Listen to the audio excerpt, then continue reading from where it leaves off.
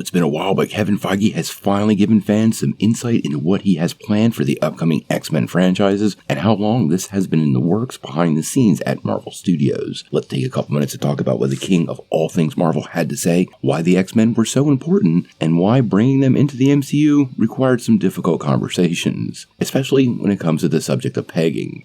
Now, before we talk about that, though, make sure you hit that like and subscribe button and ring the bell for all the updates. We do daily Marvel and DC videos, and we want to be your place for all the superhero news, but we're going to bring it to you truthfully and transparently so you are in the know. Many of you remember way back when Disney bought 20th Century Fox as part of that 2017 merger that was finished in 2019, many people felt like the big winner was going to be Marvel Studios and specifically Kevin Feige. Marvel Studios had finally gained the rights to two big franchises, the X-Men and the Fantastic Four.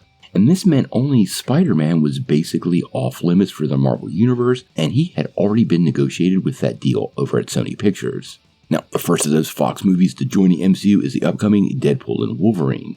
And recently, Kevin Feige sat down with Variety and had a lot to say about what's going on and bringing the X-Men specifically to life in the MCU. Now, when he was talking with Variety, he said, and I quote, "It felt like destiny. I've been at Marvel for over 20 years now. All those Fox characters were the one I dreamed of having back purely under the fold of Marvel Studios. So when that happened, it was a giant surprise and huge opportunity. The Fantastic Four and X-Men alone make a colossal portion of our comic universe that we now have access to for films and shows."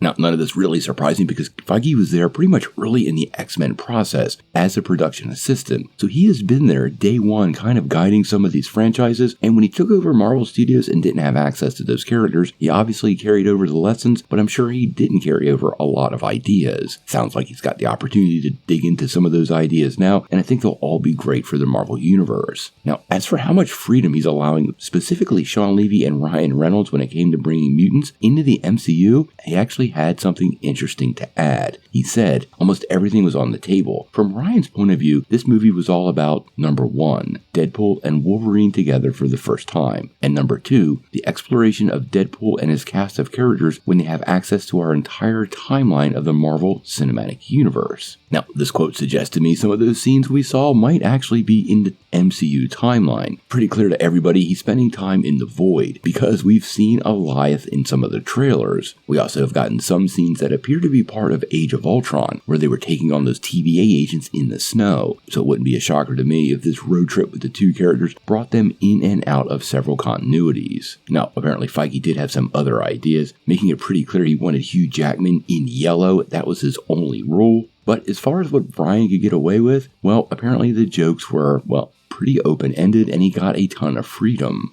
And talked specifically to Disney-fying things and being open to almost everything. He actually said, "We're talking about everybody always being afraid of Disney-fying things. This is the biggest entertainment company in the world for 100 years. You should be so lucky to Disney-fy everything. But what people mean by that is shaving down the rough edges. I had said there are some things we could evolve. After about 28 times you do a joke, sometimes it's not funny. Maybe I'm slightly prudish when it comes to drug use, but I was like, it's not that funny in passing." Ryan, of course, stores everything in his brain for later use as excellent jokes, and he added it to the script. There's a line in the Red Band trailer, "You don't have to write this in the article for crying out loud," about pegging. I know what pegging is. It's in the first Deadpool movie, but there were people I work with who didn't know what it was, and I had to explain it to them. Now, I'm pretty sure when Kevin Feige signed up to be CEO of Marvel Studios, that wasn't on the list of things was going to be part of his duties. So I find that whole idea completely hilarious and one of those things that you only have to talk about when you're dealing with Deadpool. Now, Deadpool and Wolverine are right around the corner, and I think this movie is going to be absolutely massive for Marvel.